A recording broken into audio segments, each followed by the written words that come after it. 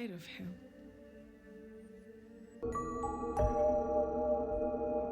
You're going to die!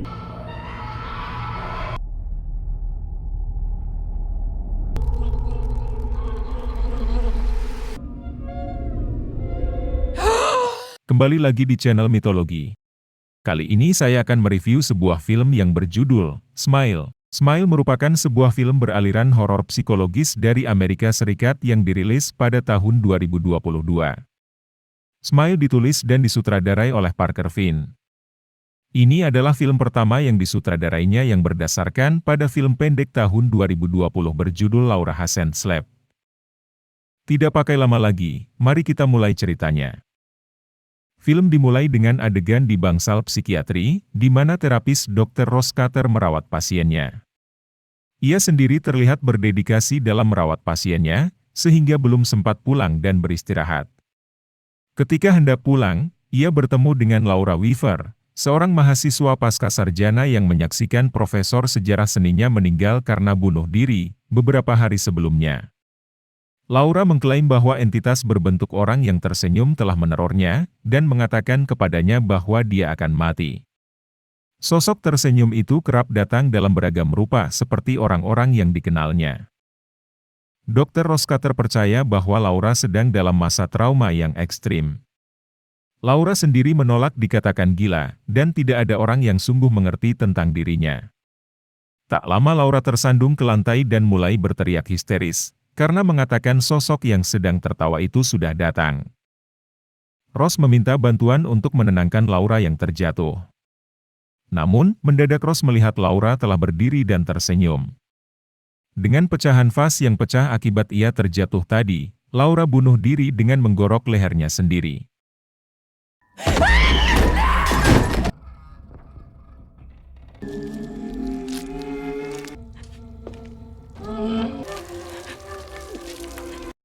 Ross yang sepertinya mulai terpengaruh kejadian yang ia lihat secara langsung tadi, kemudian melihat pasien lainnya, yaitu Carl, tersenyum ke arahnya dan berteriak bahwa dia akan mati. Carl. You're going to die! You're going to die! Ross memanggil perawat untuk menahan, padahal ternyata Carl sedang tertidur. Prihatin dengan kesehatan mental Ross, penyeliannya Dr. Morgan memberinya libur seminggu. Di hari-hari berikutnya, halusinasi terus berlanjut, membuat Ross tampak tidak berdaya dan berbahaya bagi orang-orang di sekitarnya, termasuk tunangannya Trevor dan kakak perempuannya Holly. Ross membeli sebuah mainan berupa kereta api untuk diberikan kepada keponakannya. Tepat saat pesta ulang tahun keponakannya, hadiah Ross ternyata berisi kucingnya yang mati. Ini tentu membuat anak-anak ngeri ketakutan. Tidak sampai di situ, Ross juga melihat seorang petugas pesta tersenyum padanya dengan cara yang mengerikan. Ross jatuh ke meja kaca, terluka dan membuat pesta menjadi kacau.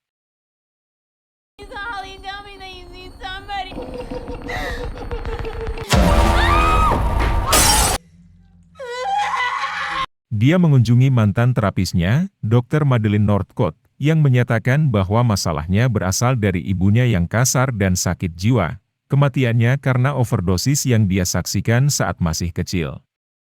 Diketahui dalam adegan kilas balik bahwa sang ibu tewas di depan matanya. Namun, Ross sendiri mulai curiga bahwa dia telah dikutuk oleh semacam entitas supernatural. Ini ia ceritakan kepada sang pengacara, yaitu Trevor, yang tentu tidak percaya dengannya. Trevor bahkan mulai khawatir bahwa Ross mengalami permasalahan psikologis yang cukup mengkhawatirkan. Setelah mengetahui bahwa dosen Laura juga menyeringai padanya, sebelum ia bunuh diri di depan Laura, Ross mengunjungi Victoria. Secara mengejutkan, Victoria juga menjelaskan bahwa suaminya bertingkah aneh dan semakin tidak stabil, setelah menyaksikan seorang wanita meninggal bunuh diri beberapa hari sebelum kematiannya.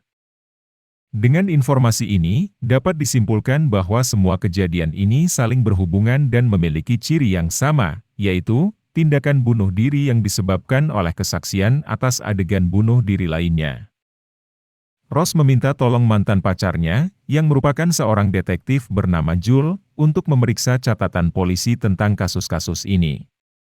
Mereka menemukan beberapa kasus, di mana bila seseorang menyaksikan orang lain bunuh diri, maka beberapa hari kemudian, ia juga akan meninggal karena bunuh diri di depan orang lain, yang akan melanjutkan pola tersebut.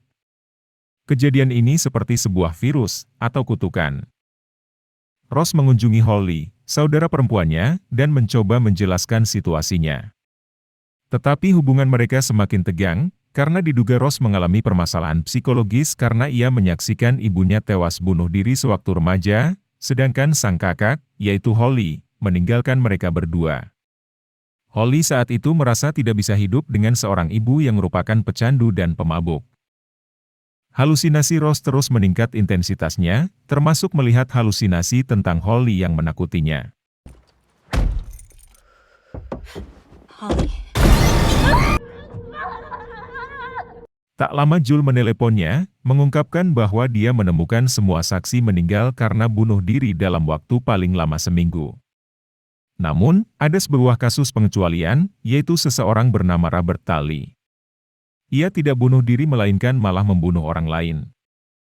Rose dan Jules mengunjungi Robert di penjara, di mana Robert menjelaskan bahwa entitas tersebut memakan trauma dan rasa takut seseorang.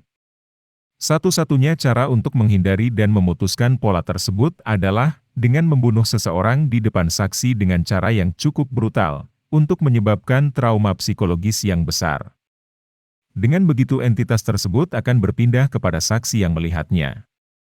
Ross dengan marah menolak pilihan itu dan pergi. Ross kembali mendapatkan penampakan entitas dalam wujud Madeline, yang dengan tersenyum mengerikan, memperingatkan Ross bahwa dia kehabisan waktu. Ross secara impulsif pergi ke rumah sakit di mana ia bekerja dengan sebilah pisau. Ia berhalusinasi membunuh pasiennya, yaitu Carl, di depan Morgan sang penyelia, untuk memindahkan entitas itu kepadanya, tetapi kemudian sadar bahwa apa yang dilakukannya salah.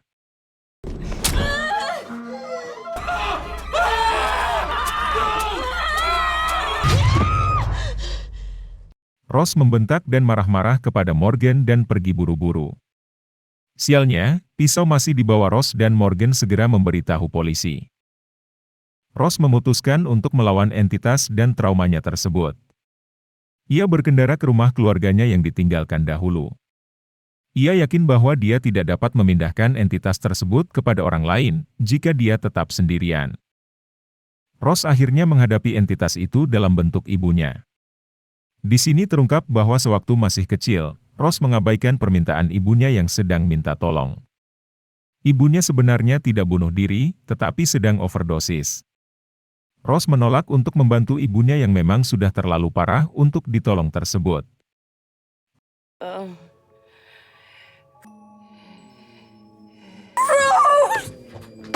Ross melawan, dengan mengatakan bahwa ia bukan tega terhadap ibunya, melainkan takut. Entitas tersebut menyerang Ross dalam bentuk raksasa, tetapi Ross berhasil membakarnya, menghancurkan entitas tersebut, dan melarikan diri dari rumah yang terbakar.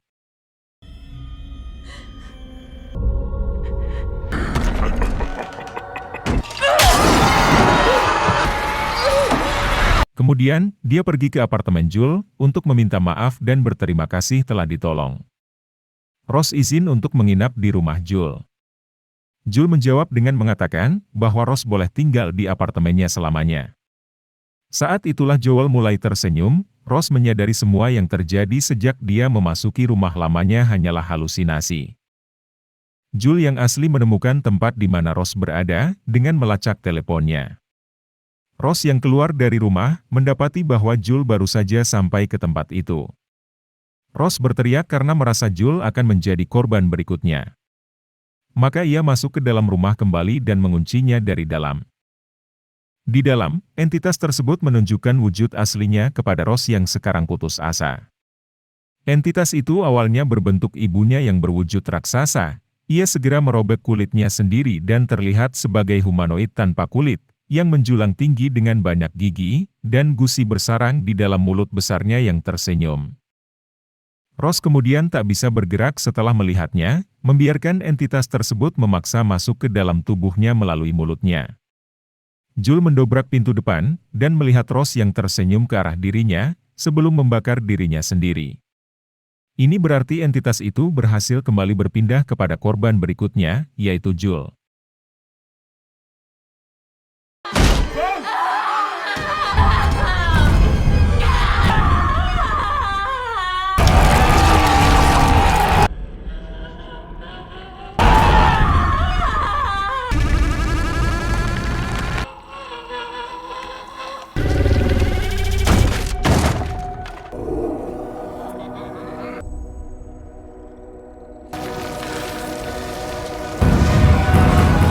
Sekian review dari saya, jika ada yang kurang berkenan mohon maaf.